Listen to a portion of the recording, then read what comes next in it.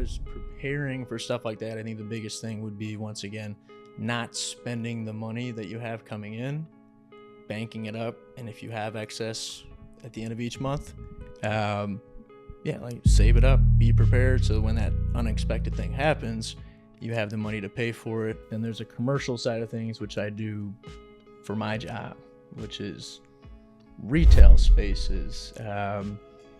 Literally everything outside of residential. Living. Is that everything outside of living? Office buildings. Yeah. Almost anything else. But something that Jack and I will both tell, and we both notice, is like, and I know you're not going to want to brag about yourself, but Marty, like, people were like, hey, Marty, what are we doing tonight? Hey, Marty. Like, Marty was like the ringleader in a sense. And I'm not going to, it's kind of tough to bring this up on a podcast because I don't want you to feel like you're going to brag about yourself, not that you're a humble person. That is something that's being lost nowadays that I cherish 100% for the way we grew up, and hopefully those neighborhoods stay the same. Yeah, and people took so much time and skill to build that. Yep. And the same way I feel about properties like this. Yep. 100%.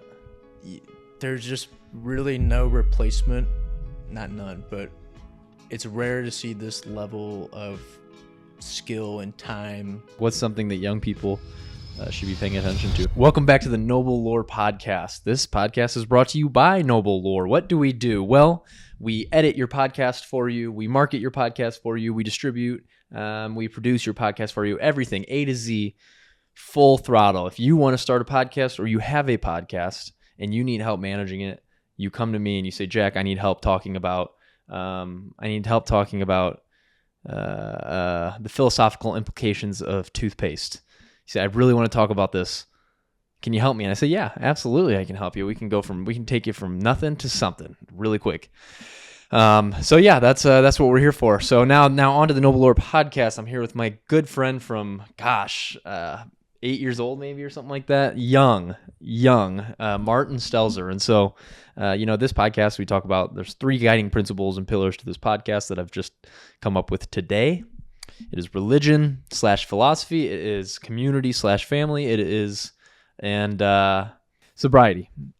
So in any case, maybe we'll probably hit on some of that today, but Martin Stelzer, thanks for joining the pod, man. Yes, sir, Jack. Thanks for having me, man. You got it, brother. Glad to be here. So we are in one of your,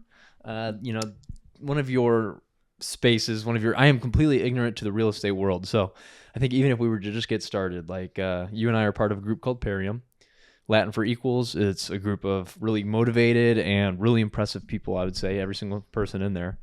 And obviously you are in there. So one of the many things that makes you impressive is your aspirations in real estate. So tell me what we're sitting in right now. What are your aspirations? Let's just kind of dive into it. Yes, sir. We are sitting in one of my duplexes right now, built in 1925.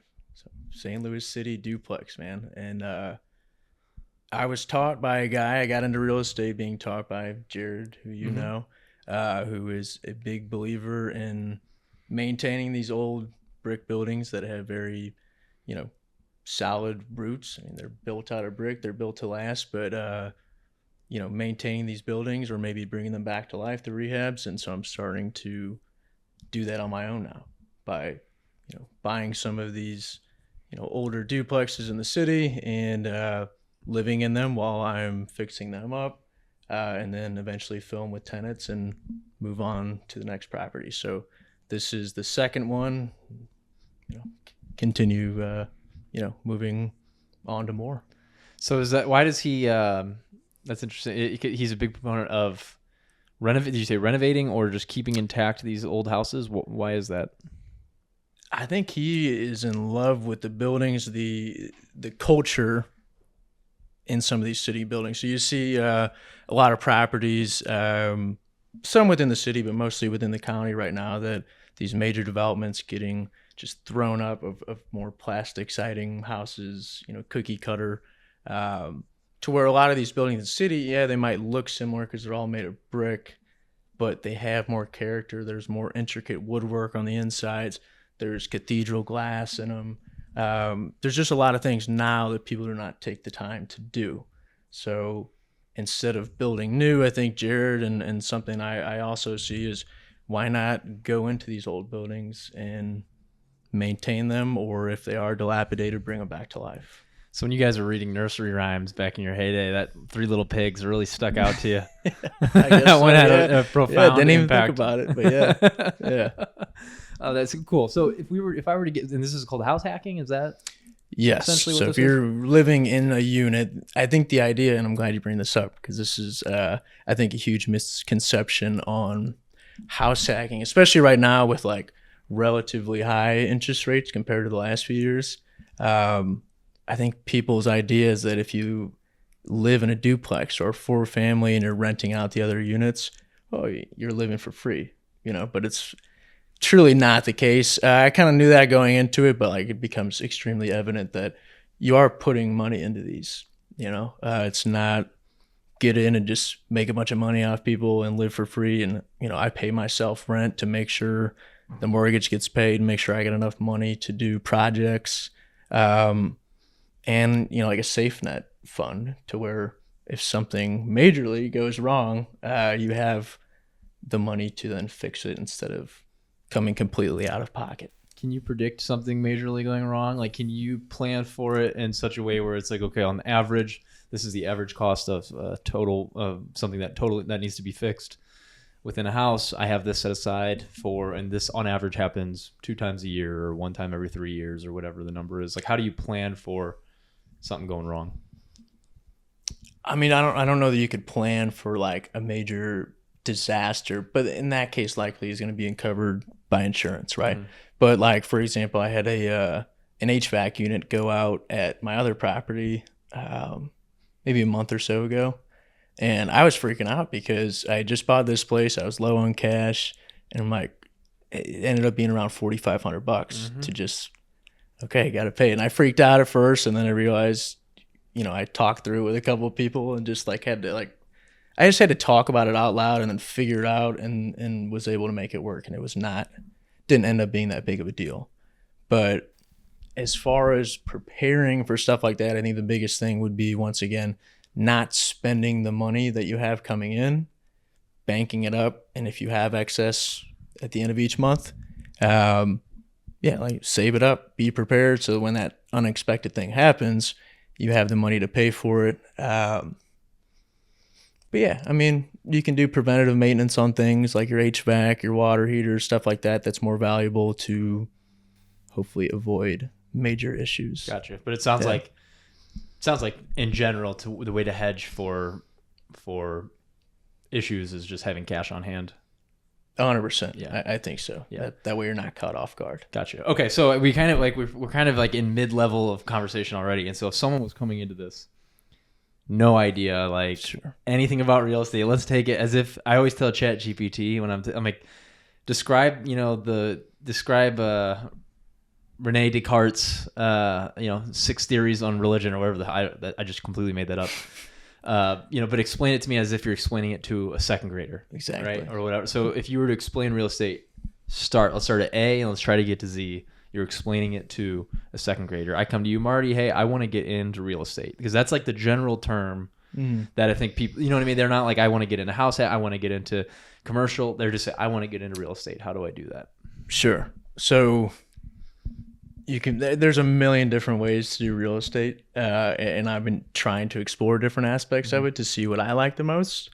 But you can break it down into a couple sectors. There's residential, and that's going to be your houses. A duplex like this is still considered residential, a 4-family, and if anybody doesn't know what that is, it's just one singular building with 4 units, typically 2 up top, 2 below, and that's when you hear about house hacking, that's typically what people are referring to, like a residential type building, a 4-family, a duplex, live in 1 unit, rent out the others. Then there's a commercial side of things, which I do for my job, which is retail spaces. Literally everything outside of residential. Living. Is that everything outside of living? Office buildings. Yeah. Almost anything else. You have like industrial. I think we don't really need to get into that. But okay. But yeah, residential and commercial are Yes. Commercial, we can assume someone's not. They might And be getting work operating a done. business out of. Yeah. Gotcha. Okay, this is great. This is great. That's a bit okay. Kind of point one. Sure. Okay. So yeah. So okay, Marty. Okay, I have the option of going into commercial or residential. What do you suggest? What should I hop into? I'm kind of a young kid. I don't have a lot of cash on hand. Where should I go? If you say hop into, I would say residential. Like what I'm doing is how you can jump into it. I think like low barriers to entry.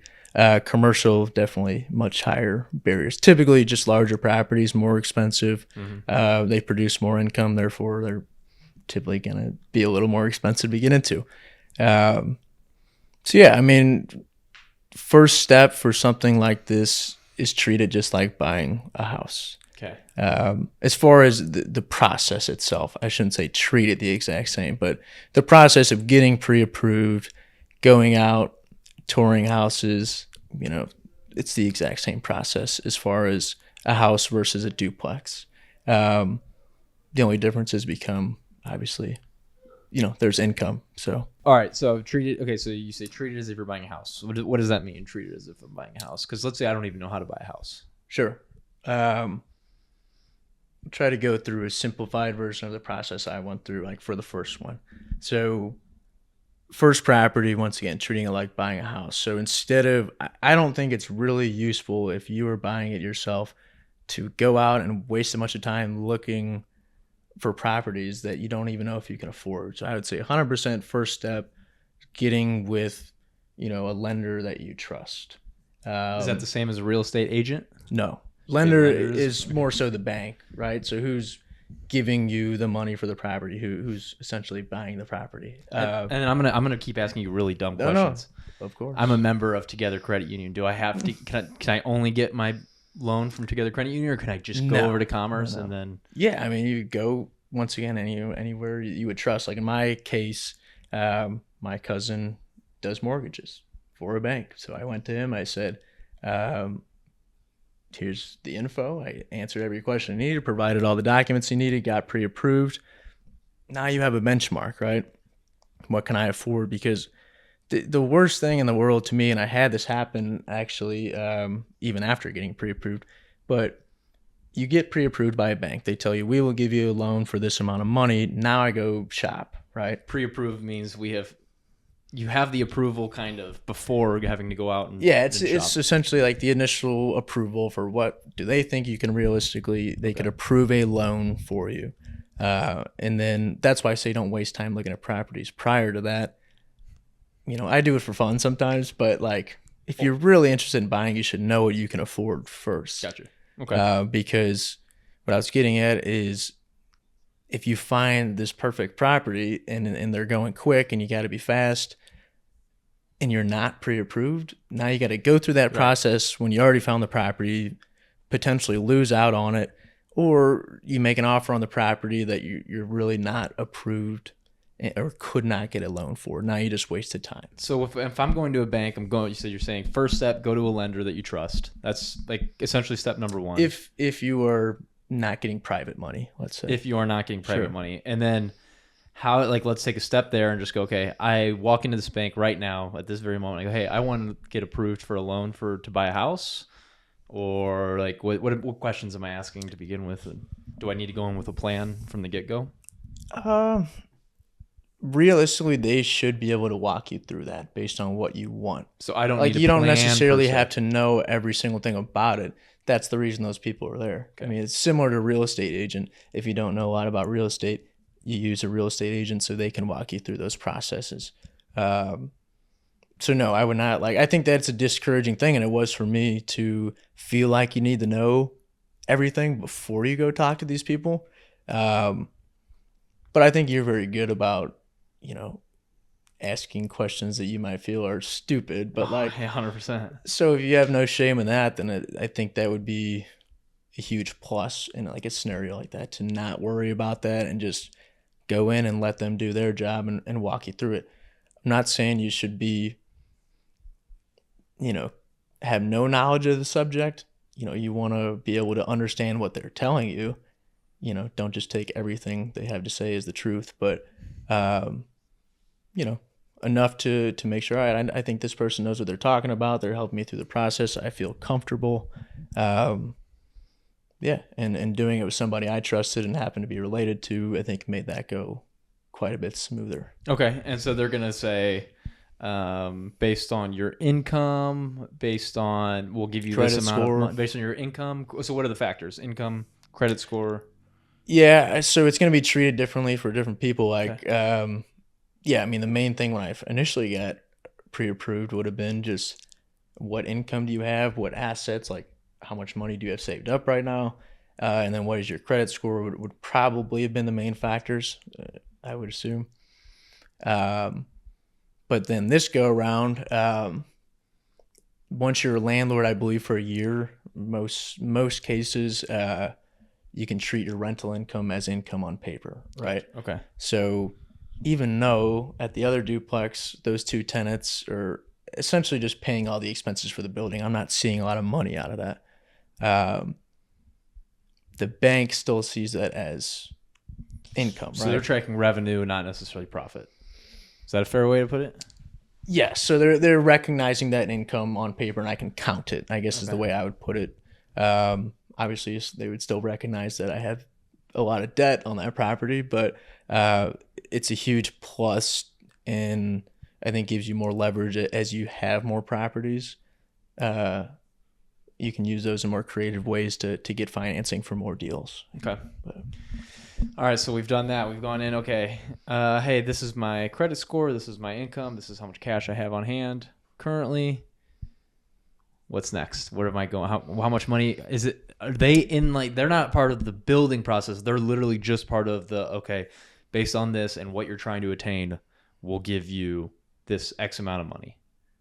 Yeah. Like if I wanted to go buy a new Jeep Grand Cherokee for $120,000 souped up with a catalytic converter and a carburetor in it, then it was $120,000. Are they going to give me the same amount of money that they would for that as they would have for that? I don't know. I don't have a car loan. I've never done that. Okay. Luckily, but I don't know if that's treated differently. I would imagine it's similar concept. Okay, but they are doing okay. We're just dealing with the money.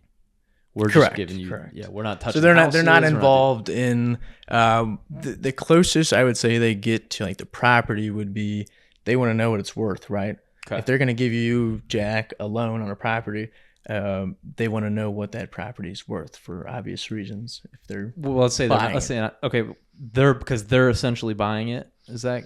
Yes. So at the end of the day, essentially the bank owns your property. You are paying it back, paying them back. Okay. So, yeah. Oh, that's interesting. So are the banks the biggest real estate owners in the United States? That's a question. It's a great question. Yeah. Don't know. Okay. This is fun. See, I like getting into this shit. Yeah. But I mean, I would say like the closest, once again, they would get to a property is the fact that they're going to do an appraisal on it. Gotcha. And all that is an expert opinion essentially of, they're going to send someone out typically, I mean, physically to the property to walk it. And it's a very detailed process. I've met one inspector for a refinance at my other property. I was not there for the initial one. But detailed process and based on these factors and what other buildings like called comps, essentially similar properties, what those are selling for. Based on all of that information, they give an expert opinion on what that property is worth, right? So that, once again, to like answer your question about are they involved in the process, that's probably the closest they get like hands-on at the property, if that's where you're getting at. But yeah, overall, they're handling the money. The real estate agent then handles more so the transaction from buyer or from seller to buyer. Gotcha. Okay, so we'll hop into so the bank they've looked at everything. They've given me money. They've assessed how. So, they're looking at the house that you're purchasing. Okay, so now there's a few wires crossing my mind. They're looking at the house that you're purchasing, but we also can't be looking at a bunch of different houses beforehand because we don't know how much we're getting in the first place. So is that like a two-part process? Well, with the lender? you can most definitely be looking at multiple properties at any given time. I guess when I mean so they've pre-approved you for a property, right? And then you're working with the real estate agent to then find a property to buy, right? Okay, gotcha. So Okay. that's gotcha. So now let's just say we locked in on a property and we want to make an offer. Then you're going to have the bank gets back involved. They do their appraisal to make sure it's worth whatever amount that you're buying it for or more, potentially. Like, won't go into the weeds and all that, but yeah, I mean that's the next step where the bank would be involved in that process. Okay, so I'm just gonna keep going back through these because I think my audience are a bunch of schmucks. No, I'm kidding. I like it. Kidding. I mean, outline the process. Yeah. I'm the schmuck here. Oh my god. Okay, that could be a really good podcast title. Okay, I might have to switch up my branding. I'm the schmuck, maybe something around that. Oh, that's great. Okay, something beautiful has come from this conversation. Okay, so it's at first you said, okay, first step is going to the lender, going to the bank, and then so are they giving me a loan after that initial meeting? But you're saying no, they're not giving you a loan after that initial meeting. Like they're giving you a pre-approval that says we will.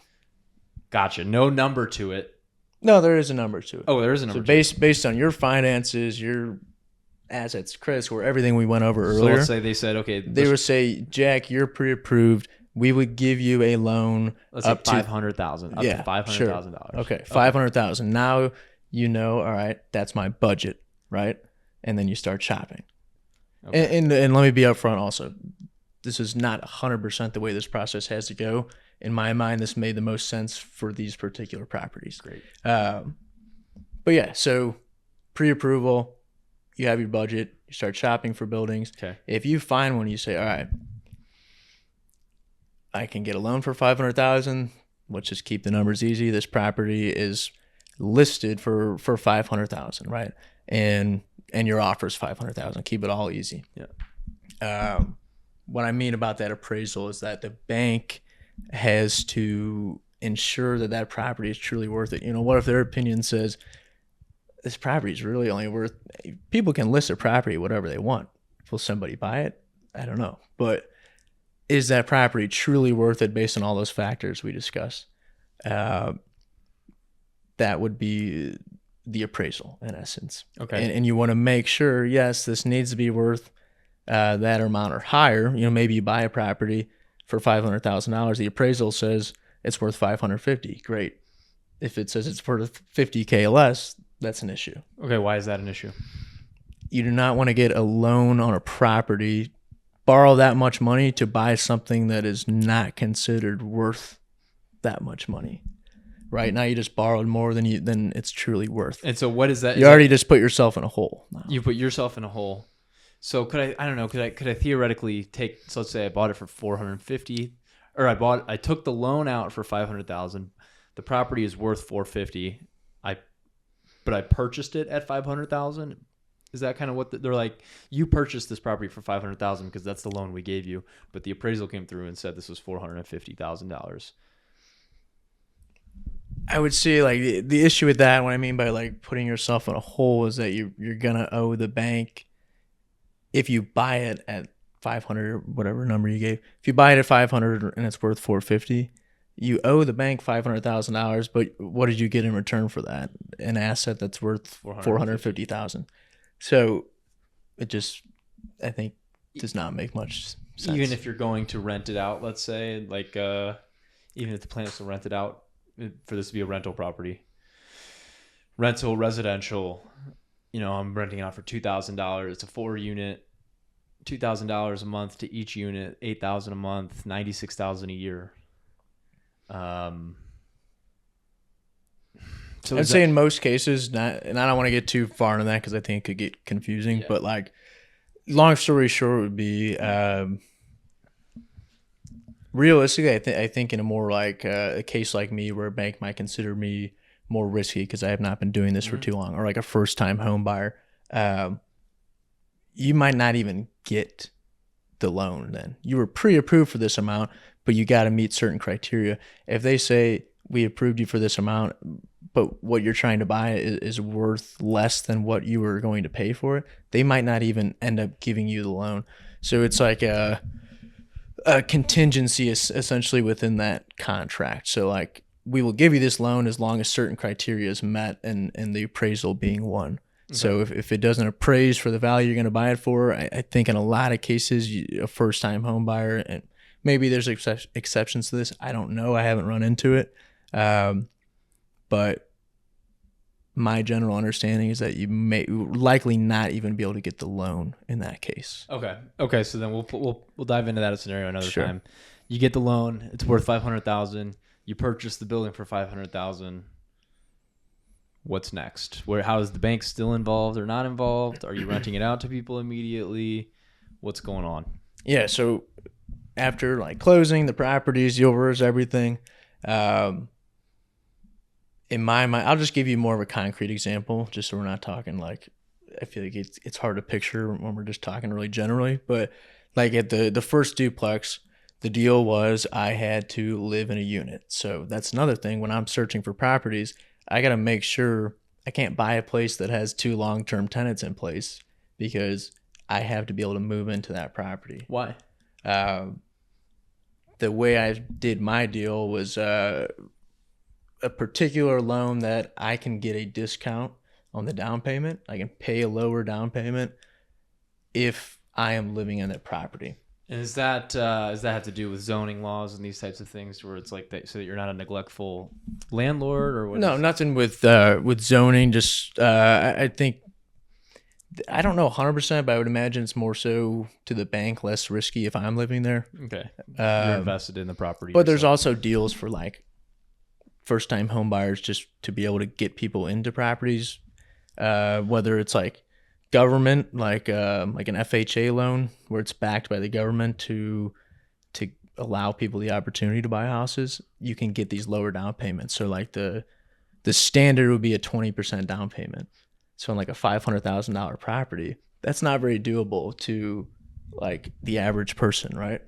To pay that much money down to buy that property and immediately. That down payment goes to the bank. The down payment goes to the bank. Essentially, yeah. So you're paying back the bank this whole time. So that is the amount you got to have at closing to actually buy the property.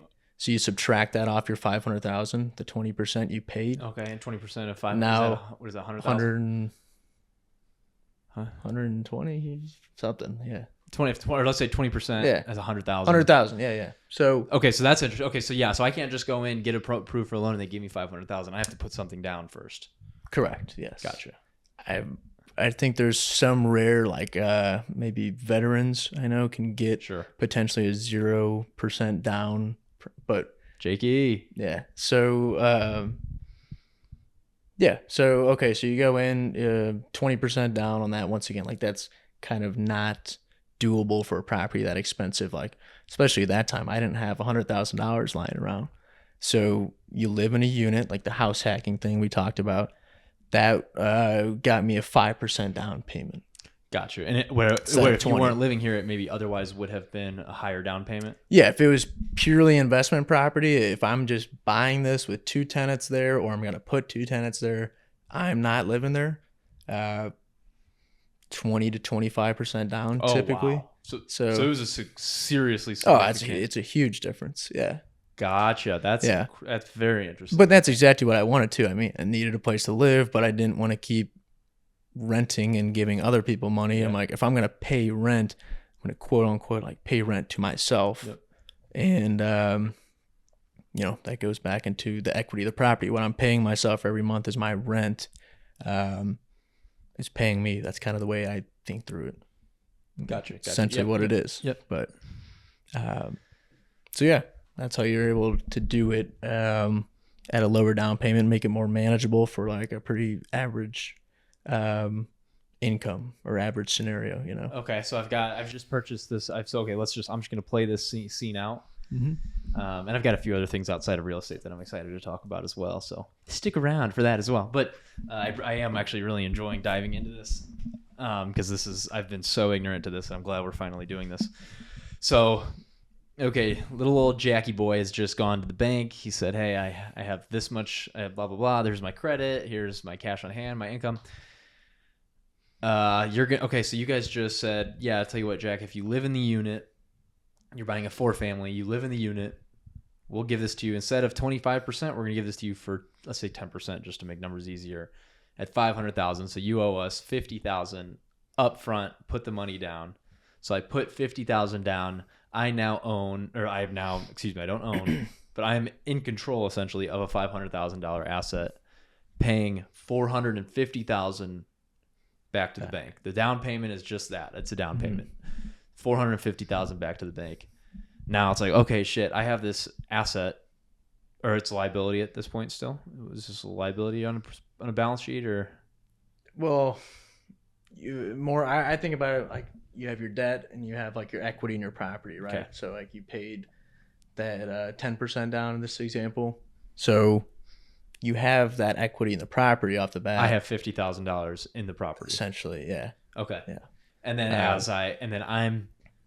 and that's what a mortgage is essentially just a payment, a monthly payment. What is a mortgage? Yeah, I mean, I guess in lay people terms, you Yeah. can think of. I would think of it that way. Yeah. Correct. So your mortgage is just think of it as your payment back to the bank, who once again owns that property. You are then paying, but you're essentially leasing this property back from the bank until one day it's paid off, and okay, yeah, now you It's own. like a rent to own, But- essentially. And a lot of these, and especially people who flip and stuff, you're typically not going to hold this for like a 30-year mortgage, right? Probably get to a point where it's appreciated enough, where you've paid enough down to get out and sell it at a profit, and pay back the remainder, the outstanding balance on your mortgage, pay that back, and ideally, obviously have a profit on top of that. So Yeah, I think that's a whole nother. Once, we could exactly. get into, It's like every avenue you go down, right. there's just a lot to it. So I have this house, or I have the house. Now, next step is getting someone to rent it out. Maybe let's say it doesn't need renovations per se. Is that like a possibility to where it doesn't? Let's say I bought a 100%. property, doesn't need renovations. Yes. Next step is, okay, get people into this building to start renting. Yeah. So like a turnkey property would be the idea. You turn the key, you go in, it's all ready to go, right? And that's what I looked for really off the bat with the property I have down the street. Is I did not want to get into a super risky asset right off the bat. So, and I don't have a background in construction. I've been learning a lot more, like doing small projects on these two buildings, but not to the point where I would just want to jump into a gut rehab as your first project, right? It just, but yeah, so the first property example, I wanted something that did not require a lot of work, something you could add value to, but not something that needs thousands of dollars of work before you could get tenants in.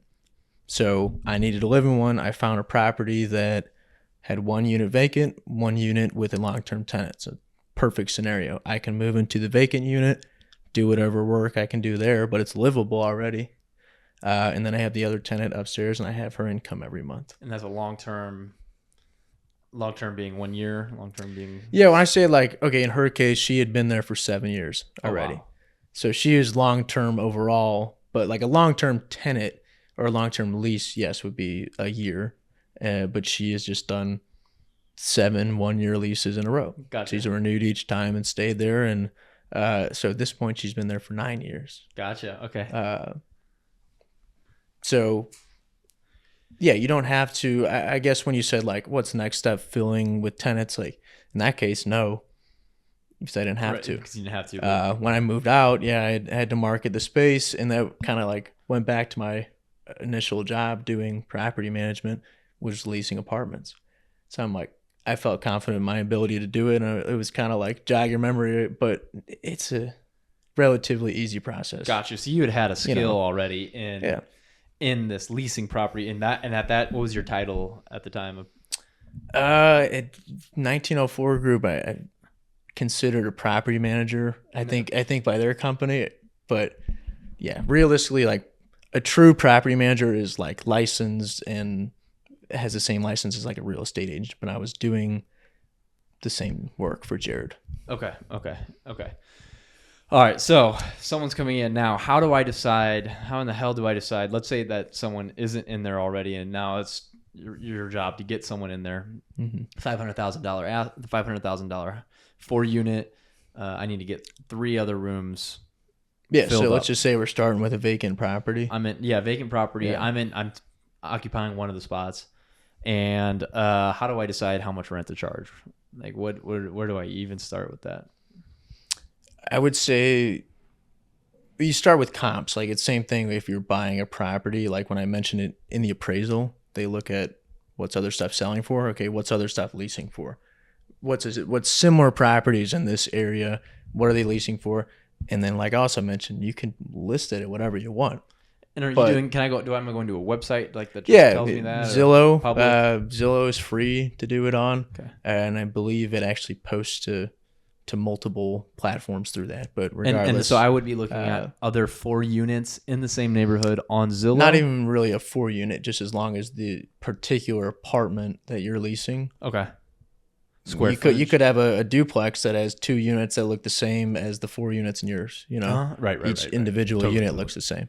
So that's where I started with mine. And your criteria is on square footage. Criteria in appraising the others or comparing the others. Yeah, like okay, so obviously if you have like extremely updated apartment, right. What I mean by comps is like find something that is of similar class to yours, right?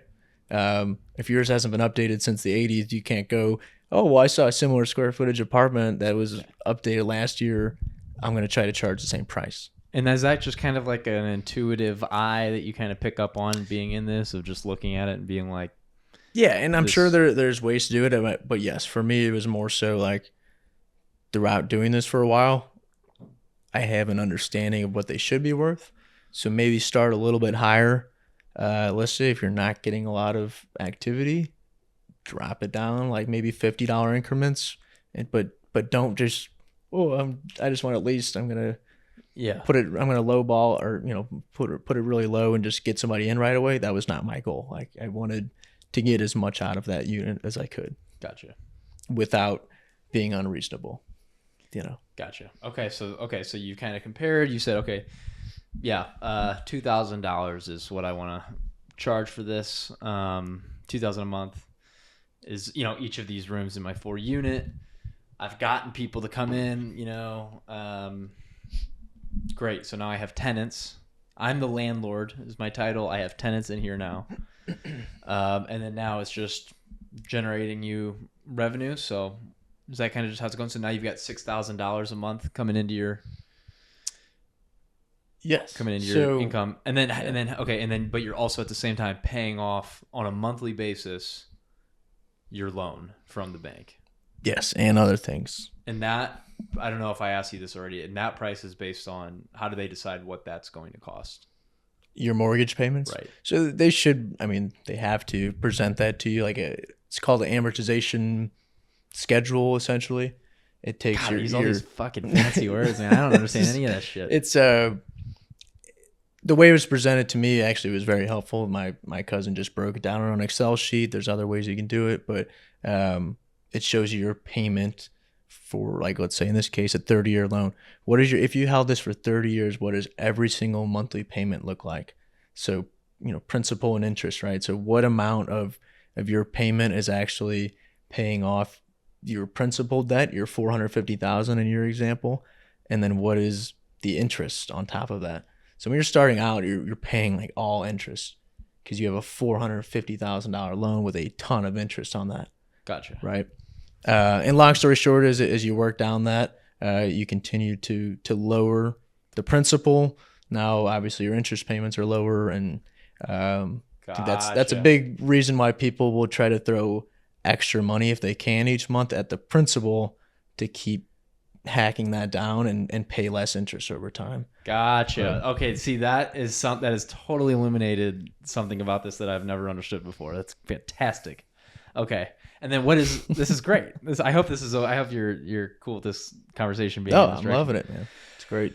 Wow. This is see because I have never understood anything about this, but okay. I'm still learning, man. There's a Yeah, lot. yeah, There's a totally. lot to learn. Totally, totally. And then so I have 6,000 a month coming in, and are percentage rates decided by what? What are percentage rate interest rates are decided by what? Interest rate, I would say, like it's the cost. It's just the cost of borrowing money, and I couldn't even give you in detail. Even though finance is my major in college, it's not something that I've taken a lot of time into. But yeah, I mean, it's the cost of borrowing that money, and I think like one tidbit, a little tangent on this, but I just think is interesting, is that like interest rates when I was looking to buy my first property, right? This is around like the tail end of COVID. Okay. So they dropped really low, essentially, I guess, to encourage more borrowing. They being who? Like the Fed sets the interest rate, The but Fed sets the interest rate. Okay, so why does the Fed set the interest rate?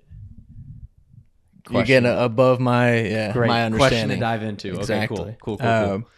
But I'll give you my understanding, and what I think is like a cool example on how this plays out would be, so you had, once again, relatively lower interest rates for a while, and then by the time I started looking, they're around 4%, and then by the time I actually purchased the property, they were closing on 7, which is roughly around where it's hovered for a while now. 7%. So once again, relatively compared to like COVID times where you could potentially get as low as like 2.5 maybe at that time.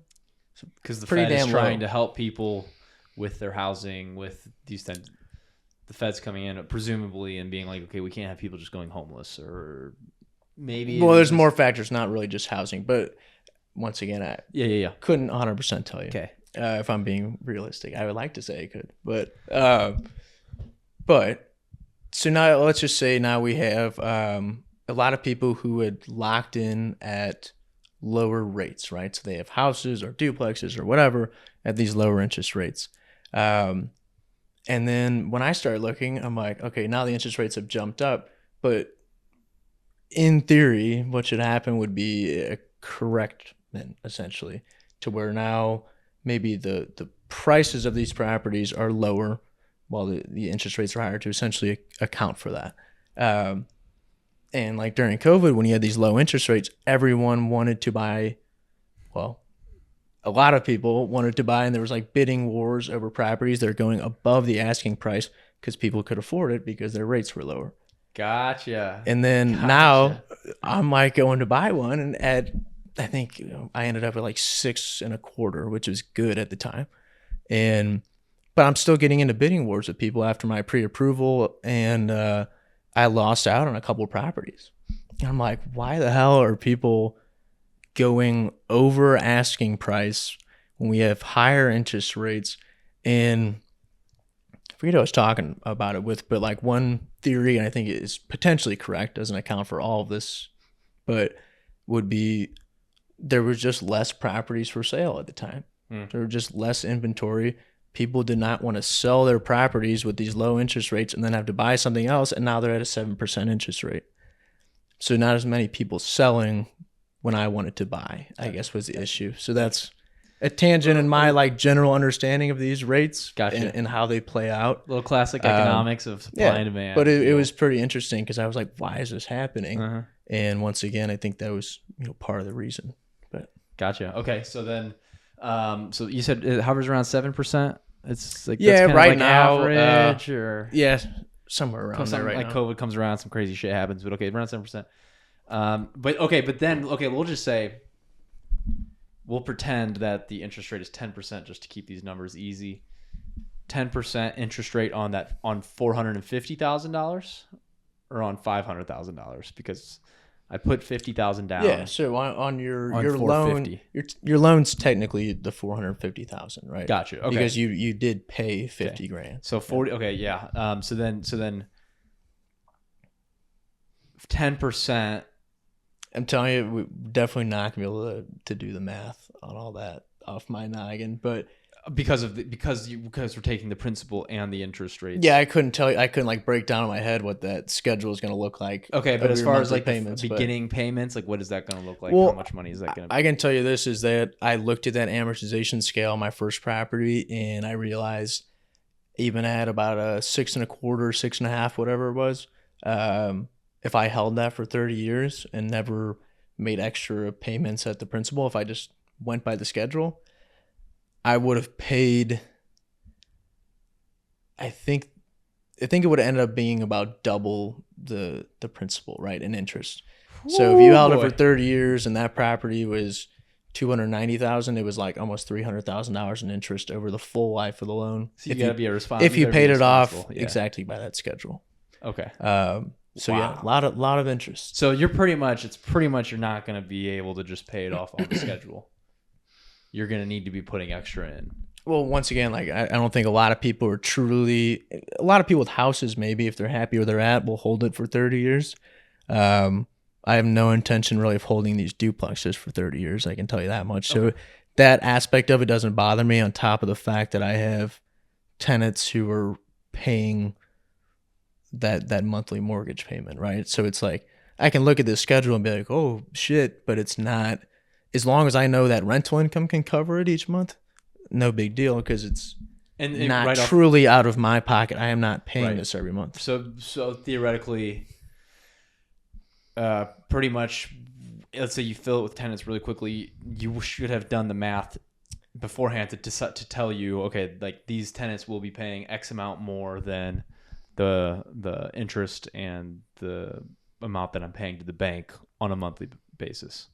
Yeah, especially like, I mean, I think every deal needs to be analyzed before you do it. But like I just had a calculator that my cousin used on the mortgage lender. He has a couple rental properties as well, and he had an Excel sheet that he ran properties through when he would tour them. It's like, does this deal make sense? Obviously, you gotta estimate a few of the variables here, but he'd run it through this calculator in Excel, and you would know immediately, take him 5 minutes to input everything. Okay, is this a good deal, or I'm going to be on my ass after this? So that was a valuable tool. I kind of tweaked it to a few things that, I adjusted on there to make it make more sense for me. And that was a valuable tool, 100%. So yes, you should do your due diligence, especially when like you're putting all of your cash into a deal up front. Yeah, I think you'd be stupid not to. Like, make sure it makes sense. Great. Okay. I've got about 60 more questions on real estate that we'll have to get to another time. Fair enough. Got one more on it, and then we'll kind of switch over. So am I going to be, let's say I'm super geeked out on getting my first real estate property. Is that going to be a livable income for me? Am I going to be able to live off of that from, I guess, because you're going to have to consider the payments to the bank versus how much income is coming in from my tenants right off the bat. Normally, let's say it's a 4-family. Is that going to be livable wage for you in a sense? No. Okay. I would say that's a short answer. And I just, maybe there's or times or scenarios where you have a 2% interest rate, your payment's super low, and you're getting good rent out of these properties. I don't know. A lot of variables would have to line up for that. That would be like the perfect deal. Gotcha. If you're truly making a living off one rental and property, I would be shocked. Like, I would love to see someone who's doing that. Gotcha. So the first one is really about kind of removing your expense of rent, in a sense, like one of our biggest expenses on average. First unit or first purchase might be, if we're kind of thinking smaller scale, first purchase is probably going to be kind of getting rid of my rent, getting rid of a few expenses here, but it's not like I can quit my day job. Yeah. And I mean, to your point, though, I mean, I think it depends on how you're looking at this. Like, to me, this is a long-term game, and I think if you're investing in it, it should be that way. Because, once again, I think that's the biggest misconception on like rental properties, is that it's going to immediately wipe your rent or provide you an income. And I think if you treat it that way, once again, there are deals. Like, if you get, I think there's a little luck involved in that to where you have a deal that good. But if you're just pulling money out right off the bat, like, you're never going to scale that up, because you're just pissing away that money that could be reinvested. Right. Okay. Okay, great. That's like 101 Step one, I know that there's a billion other things because there's next. Okay, how do I get to my next building? How do I? We'll cover that some other time if people respond well to this. Let's kind of hop into the old personal life if you don't mind. Of course. Tell me your deepest, darkest fears. So kind of something that like I've always stuck out to me about you and our mutual friend Jack Ryan would 100% agree with me. Is like we would hang out with you because we were all in St. Louis. You were at St. Louis University. Jack and I were. Hell, that's what we were doing. We were just bumming it around, coming around every weekend. And so you were in a fraternity there, and we would come into your parties and everything, and it was great. And we really I appreciate you inviting us over there. But something that Jack and I will both tell, and we both notice is like, and I know you're not going to want to brag about yourself, but Marty. Like people were like, "Hey Marty, what are we doing tonight?" Hey Marty, like Marty was like the ringleader in a sense, and I'm not gonna. It's kind of tough to bring this up on a podcast because I don't want you to feel like you're gonna brag about yourself. Not that you're a humble person, but I don't know, like what kind of going into college? Were you confident going into college? Were you? No, I would not say. I honestly think high school I was not very confident at all. And so going into that, I think, college was definitely a good step for me. And part of that was falling in with a good group of people that I got very close with and comfortable with. To whereas I had, like a small, good friend group in high school where you could be like that with, but like overarching confidence was not like my thing in, really to this day. But okay, so yeah, college was definitely, long story short, was a different scene than high school. Different scene than high school, and then you kind of get in with some people that you just become really close with. So you're a great example of like why joining a fraternity is a positive thing. I'm a cynic in that regard, and I've always kind of looked at it like, I've always like been like, I don't need to join friend group or whatever. Which I think is, I think it's just different for different people, and things work. Like my little cousin who's awesome. He's in a frat and it's going great for him, and plenty of other examples. But so you kind of join in. It's like, how do you this is like the idea of getting close with a fraternity, because I've always seen this of like these fraternities get super close really fast. Why do you think that is? Like, would you agree with that statement that the bond was there really quickly? And yes. How does that process happen? We went from 100% group of strangers to extremely close friends within probably a semester, because you're with these people 24/7 during pledgeship and everything that goes along with that. And it was an overall positive experience for me, though. I mean, going into SLU, I was like, all right, I'm gonna keep playing rugby because I played rugby in high school, and my brother played rugby at St. Louis U, and I was going there, so he's like, you got to play rugby. Did that for like, I think I went out and just like practiced with them for like a week or two. I'm like, no, like that's, I'm 165 pounds, just not gonna work in college. So I gave that up quickly, and then like caught the tail end of, like I guess all the pledge classes. I don't even remember what it's called, initiation or what? No, not whatever it was. But during like this welcome week in college, right? So all these fraternities are having parties, and then you pledge a fraternity, and then over a semester, then you become a member. So I just go with these like random group of guys who a lot of them you had met, and I've stayed close friends with to this day. And I think it's a rare case to see a friendship and a bond formed like that quickly, and it actually be that solid. Right. So what do you so what do you think it was that like attracted to you was it you were attracted to the people that were hovering around that fraternity, or were you attracted to the culture of, or the portrayed culture of the fraternity to begin with, I guess? I knew nothing about that stuff going into college. Gotcha. I don't even know if I knew that St. Louis U had fraternities. Like I thought of that as state school. Yeah. I don't know what I even thought it was. But it was not on my mind, I can tell you that much. And then I realized pretty quickly at SLU, you're not going to have a great time unless you establish a good group, right? And I think that comes through a sport or a fraternity, and this specific case was basically your two options. So I tried the sports thing, and I don't yeah. blame So you fraternity was like, for. once again, knew nothing about it. Happened to like get along with a few of these guys at these initial events, and I'm like, give it a try. Okay. So yeah, worked out well. I'm very glad I did that, and once again, it's like closest friends to this day. Yeah. So And then so you think that was, and it was proximity, it was time spent together. So there's a quote that I yes. really like. So there's the quote, "The blood is thicker than water," and you've probably heard me give this spiel a million times. I'm sure Jake has heard me give this. I'm sure anyone that has listened to more than 2 episodes has heard me give this spiel. But the blood of the covenant is thicker than the water of the womb is the full interpretation of that saying, meaning the blood of the covenant, the covenant that you create with your brothers to go through war together, is going to give you a deeper bond than just being born with someone, sharing the womb, the water of the womb. These pledge brothers that you have now, was it that you guys were kind of just going through difficulties with each other? Was it like where, like, I guess I'm really trying to get at the heart of like, where was that bond totally forming?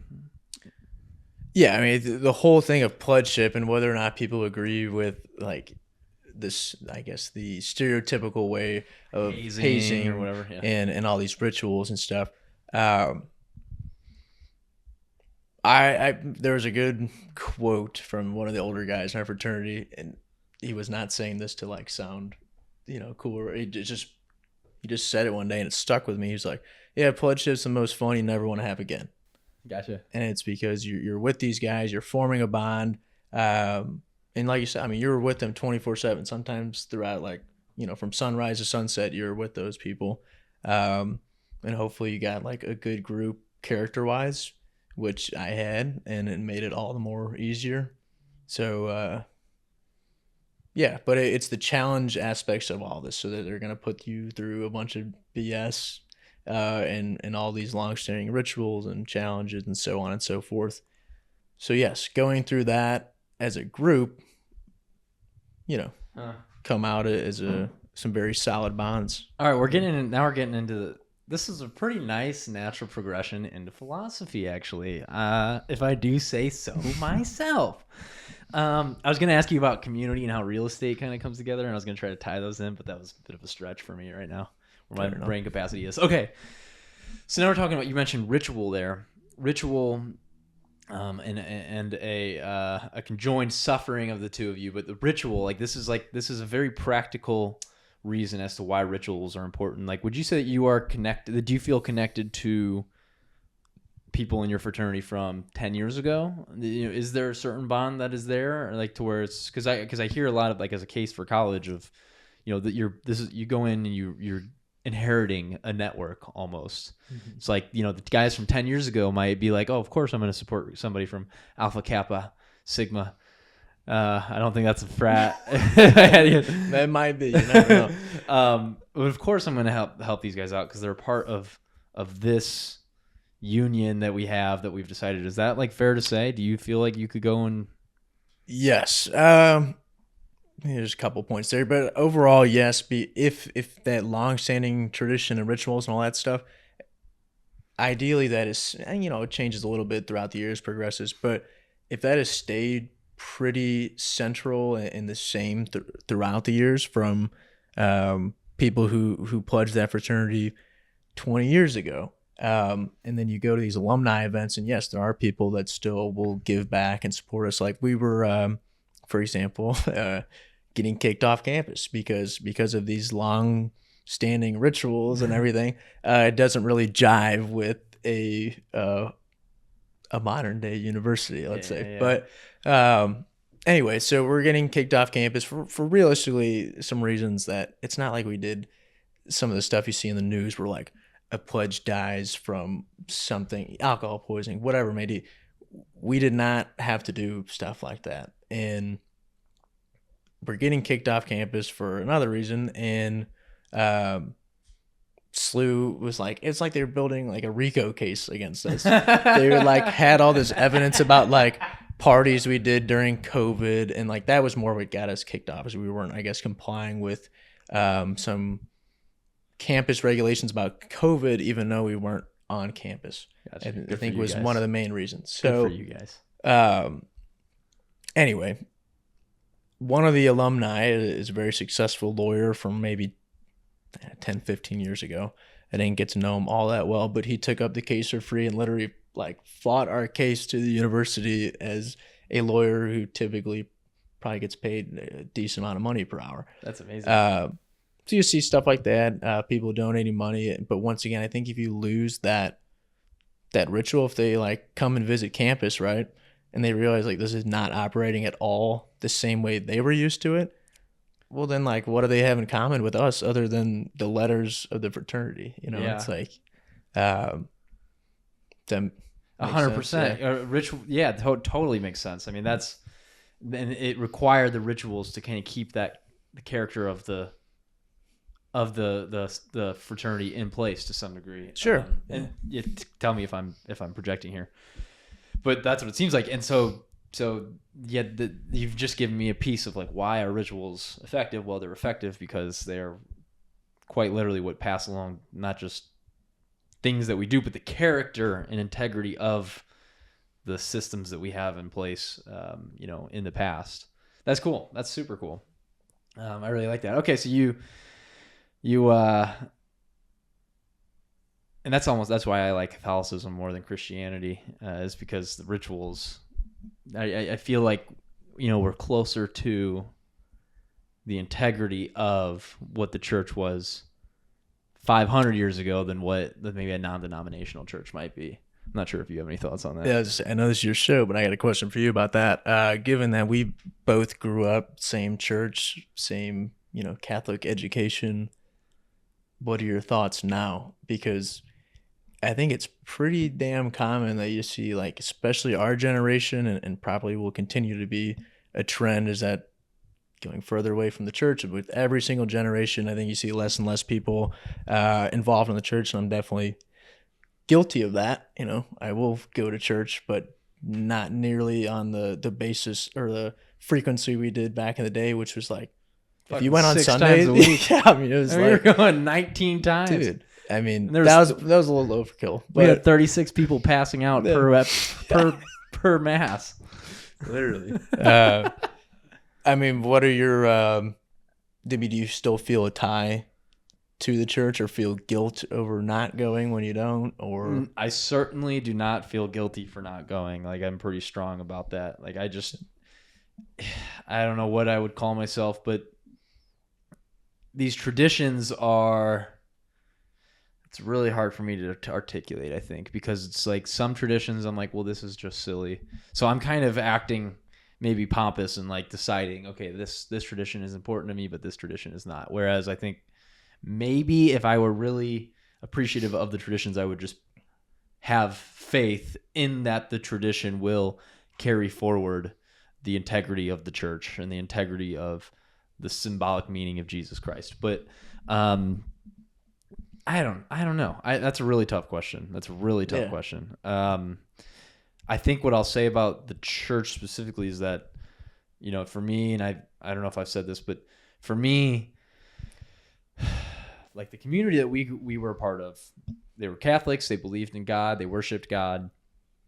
What I observed, and this, no one would ever outwardly say this, but what I observed is people might say God, then family, then community, or then me, right? I am third was a big thing. And I think kind of the order that it actually goes, that it effectively, went in, was people would go community and family first. Through that, God would emerge because there was a collective coming together towards a greater good of some sort. I think about Mr. Lindsay when he had cancer, and the whole neighborhood came out and did a candlelight vigil in front of their house.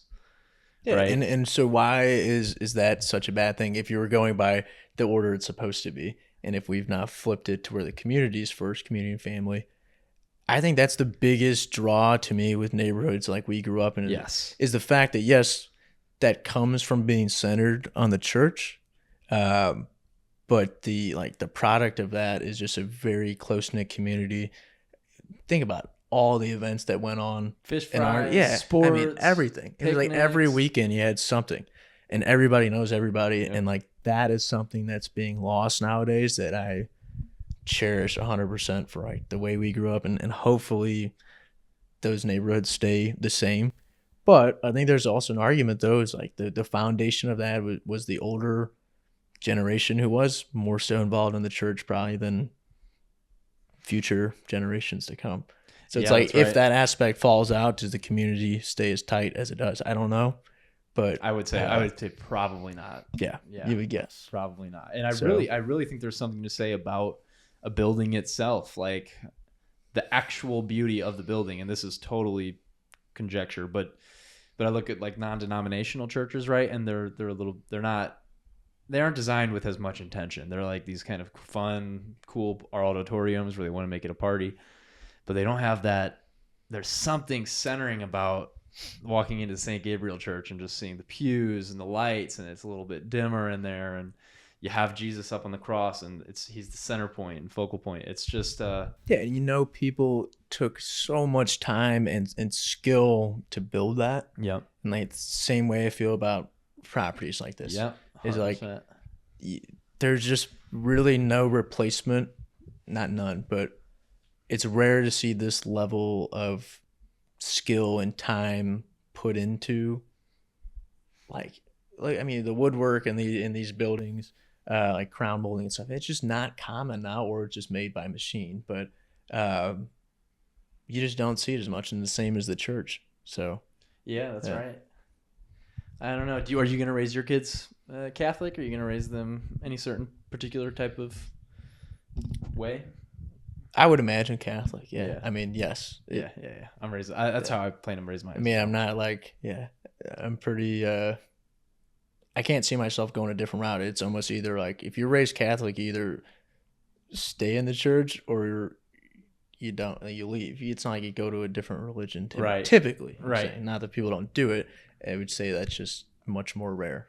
Yep, totally. Cool. Okay, so I want to hit a quick couple points about the fraternity, and then we'll finish on Parium. So we'll backtrack. You're in college. You meet this great group of friends, and Jake, by the way, I just tied in real estate with community, with religion, with philosophy. Hey, we are on a roll, baby. Oh my god, that felt good. So you're in college. You meet this great group of guys, and then because now you're a very confident human being. Thank you. Yeah. And so how is that developing over the course of college? You're in there, you aren't super confident because you're coming out of high school, but now you've met this tight-knit group of people. How does your confidence begin to develop? I think it's solely due to having that close-knit group, because I can't say that I could act the exact same way or be as comfortable around them as I am in a totally foreign environment with strangers. Sure. And I think that goes for most people. Some people can handle it better than others. But I would still say to this day, it's not like I can just walk in any room and be comfortable. I'm not. Mm-hmm. I would like to think I handle it better than I used to. Your floor is probably a much higher than it used to be, even like, in an uncomfortable scenario. I think the biggest thing that I think about this all the time, though, is just to like try to be more comfortable, that number one. But even if you're not, like the mental battle is like to shy away from it, from like a setting that seems threatening like that.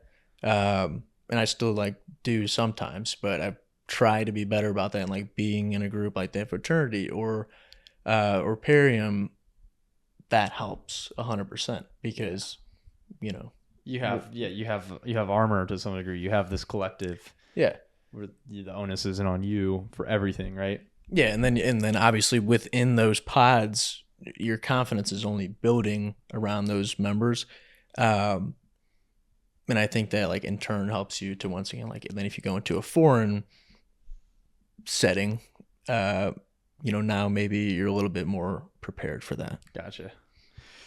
Oh, those parties at SLU or something. Those are fun. It's a good time, man. God damn it, they were fun. How did you? That's why when I look at alcohol, gonna tie sobriety in there. 3 pillars of the show. Jake hates when I get excited for myself, and I don't blame him. But it's kind of tongue in cheek, all right, guys. I'm not this fucking douchey, but as far as alcohol went in there, how did you notice, like, because I think alcohol can be sacred, it can bring people together, it can also be destructive. Did you notice like this dichotomy going on? Did you ever observe it? Yeah, in college, 100%. I would say typically it's a negative, but it's also like a time where you're learning that as well. Like Yeah. at the time in college, like, you didn't think about alcohol in the same way you do now, and it was not as concerning. Yeah. So yeah, I mean, it was like when you were coming there on the weekends, right? It's typically like a party scenario, and then that also ties into the confidence thing. It's like obviously in a scenario where you're at a bar at your house and you have friends over and you're drinking. Yeah, I mean, it's far more easier to be like comfortable, in that kind of scenario, right? But yeah, I definitely view it a bit differently now. I would say like do not do the same stuff as college for the most part. It's like, yeah. When would you let your kids start drinking, or when would you turn a blind eye to it? I mean, I was raised as like by the law, 21. Obviously, but now did you did not comply with that all the time. But I think there's like a plus and a minus to that. Would be, yeah, you probably keep your kids out of trouble, more so if you have stricter rules like that. But at the same time, can also see the argument to like, we had multiple friends we know who went off to college who were, extremely strict parents in that sense, specifically around alcohol or staying out late or whatever it may be, to where I had like enough flexibility with it. It was hard about, if you got caught drinking or something, yeah. But like there was enough of a blind eye to where I had some freedom. I got off to college and I could handle myself. Whereas, some of our buddies, and I'm sure this is just common overall, that freedom was just too much and took too much advantage of it, to where it's like detrimental. That's a very interesting question. Yeah, because I think a lot of certainly libertarians and these types of people, like, we freedom. I want my agency. I want my freedom. I think freedom is very much so aligned with chaos in the sense that, you can have this freedom, but how do you make sure that you're going to have things in place to rein yourself back in when freedom gets out of control, or when that freedom that you have, begins to sublimate into other things, more destructive behaviors, tendencies, becomes a negative. That's very interesting. Huh. And you were never like a person that got into drugs either, which I admire about you. Thank you. Yeah. And I admire the fact that you're doing the 1 year, now it's the second time around. But yeah, man, weed did not ever sit right with me. Like they boycotted that. So, but yeah, I mean, definitely respect like the 1 year that you're doing. I was like, that's not something I was particularly interested in doing. I could see 100% the benefit in it, but yeah. Yeah, I think it's respectable. Yeah. But once again, it's just not something at the time I was interested in doing. I don't think everyone needs to do it. I don't think maybe even I would necessarily need, even right now, do I necessarily need to do it? I'm not certain. But God, alcohol is so fun. It's so fucking fun. And I think I don't know if I was telling you about this, or who I was telling about this, but like I was reflecting on it a little bit. And oh, you know what? I put this in my Instagram post. So if you saw that, if you didn't, but like my baseline is to go, what's everything that could go wrong? Everything that could go. Could this guy try to fight us? Could Yes. I try, right? Could this person stumble over and fall? And then when I'm drinking alcohol, that all goes away, and I'm present, and presence is very much so something that I think, the Bible is trying to help us attain. I think it's one of the deepest necessary things that you're looking for in human life is, how do I become present? That's why people do yoga, meditate, blah, blah, blah. Sure. And alcohol gives you a shortcut to that. No, most definitely. But Yes. two sides of the same coin. Now there's a destructive side of that as well. But it's really cool. It's like the Carl Jung quote. I keep bringing him up in the podcast. I brought him up a lot in Jack's. But it's, beware of unearned wisdom. And I think that is certainly an instance of that. Yeah. I mean, I like the point that you make about, yeah, like when you do go out and have some drinks, like it relieves that maybe that barrier you put up, whatever it may be, to where you like, I think you said you can feel like you're just truly being yourself, not filtered or like putting up barriers, right? Um, but yeah, it's like then it gets to a point where it becomes a negative. So in that sense, it's a positive. And like anything else, it's like too much, then it becomes a bad thing. Um, but yeah, I mean, I like it for that use as well. Like especially in like a social setting, like we talked about earlier, to where you're not as comfortable with these people. Yeah, it can be. I think a crutch, like that's probably viewed as like a negative sense, but like yes, I 100% use it as a crutch sometimes, like in a social setting, if applicable, but not. Yeah.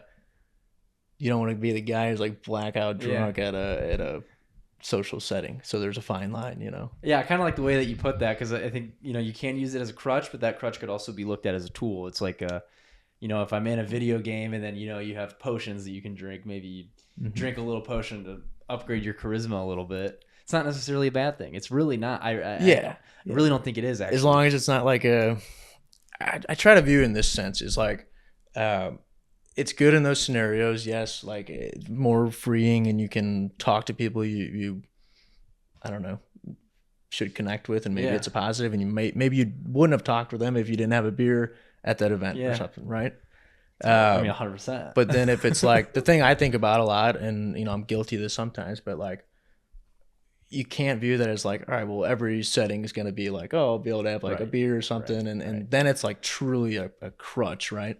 So I think about that sometimes, but like, just doing more things like that without alcohol is just like exercising that muscle to like mimic that confidence and that like same ability without any kind of like crutch, right? Totally. Yeah. Then when you need that little potion, you can just kind of. But maybe we'll finish out on just Parium. I'd love to hear, because I've had a couple of the Parium guys on now. I'd love to hear what you interpret Parium to be, which is a group that we formed a couple years ago. What does that? What does it mean to you? I guess maybe not what does it mean to you, but maybe just describe what it is as far as you interpret it, and what are you looking for in a group like that? Well, first and foremost, it's been a huge positive. I mean, no doubt about it. And it having a group, and I'm sure I know you've explained it on here, but like a group of now 10 guys that we meet every single month and talk about, critique each other, and then also talk about what do we have going on, what is everybody around this table working on and building. And having that every single month is like, we established this from like the first or second meeting, but you should be accountable for making some progress by the next month's meeting, if not before then, right? So for me, that gave me more structure and more like incentive to like get stuff done and set goals, right? And then as far as the literal translation of Parium being equals, that I think is interesting sometimes, because I 100% agree with our interpretation being that we're all equals in like potential and like-minded. But it's hard to like sit around that table sometimes and like, am I equal to these people? We're all also doing different things for the most part. But what's been really positive lately is when we're like getting together, working on things as a whole, right? These events, stuff like that. I think that's where you see like a big positive in it. But I don't know if you share that, but I'm like sometimes like, man, I don't know that I really feel like maybe equal in potential, but not like I don't have as much going on as maybe this guy does right now. But 100%. Like I look like Benjamin is just like, well, yeah, the level that guy operates at is just so like he might be humble but he operates at a fucking different level, and there's no two ways about it. Yes. And it's just so. Is that motivating for you, or is that I would say it's encouraging. It to is me. encouraging. Yes. It's like I need to rise to this to Yes, some degree. and maybe I viewed it differently, like in the past. Not Benjamin in particular, Yeah. but like where you compare yourself to other people. Like that's like a horrible trap to get into. Not that I'm not guilty of it at times. Like I just kind of said that I do that, but I view it a little differently now, to where like I'm like, wow, I'm just like blown away by that. And I was telling Benjamin the other night when we were out after the Christmas party, I was like, the sitting around that table and like talking about some of the things we're talking about now, like specifically Spirit of St. Louis and stuff, is mind-boggling to me. That, and he's just like casually talking about this, and like, I don't even have like a direct hand in this, and he really made that happen at the end of the day. But I'm like, just the fact that we're even talking about this, and like, he's asking for people's input about it and asking people to get involved, and I'm like, that's just wild to me. Yeah. Yeah. So that, once again, to my point, it's like encouraging that people like him in this group are doing crazy big things. Mm-hmm. I'm totally with you. I and the other thing that I like, the reason I want to bring it up every episode, I mean, A, because you're here obviously and a member of it, but B, it's like, dude, we didn't know what we were starting in. We had no fucking clue. Yeah, let's bring eight guys together, everyone that wants good things to come from their life, and they're actually working towards good things in their life, not just talking about it. And let's just see what happens. And like, we didn't have, I'm not going to speak for everyone. I did not have a community like that at all. I love, like, the friends that I had were fucking awesome, and I loved them, and I still love them, and I still love hanging around them. But I didn't have a community like that. And like, you just had to, for me, I just, talking to myself, you just had to go out and literally fucking form it. Like, it's not going to come to you. And now here we are 2 years later, where we're putting events on and helping other people kind of, figure out what their dreams, what they want to do for their dreams, showcasing other people, and all these things. And that's not to brag. That's to say we had faith in the process. I think that's like the best way to put it. Yeah. I like that you say we had no idea though from the start. That's why, once again, like, something of the caliber we're talking about, like during our meetings now, is just mind-boggling. That 2 years ago we were like, hey guys, like, barely even know each other yet, and what are we doing here? Yeah. And then it's just formed into a beautiful thing. So it's fucking awesome. Well, is there anything that we should touch on? Anything that's important to you in the world? Well, the last question I normally ask people, I don't know if I've asked the last couple of people, but like, what's something that young people should be paying attention to in the world right now?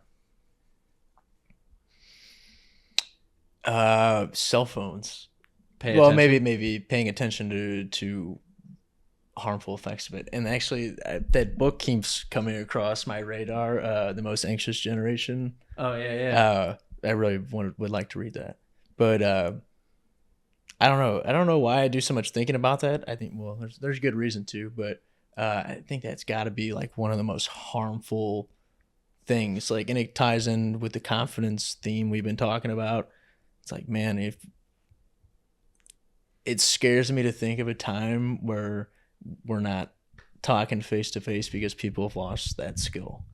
So yeah, that I think is something young people should pay attention to.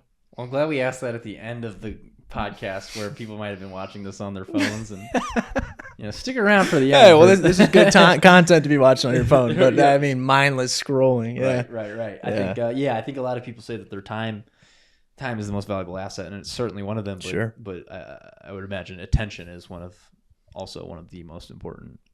I would agree. The assets that we have. So, well, brother, thanks for coming on, man. Marty Stelzer. Pleasure. Good talk.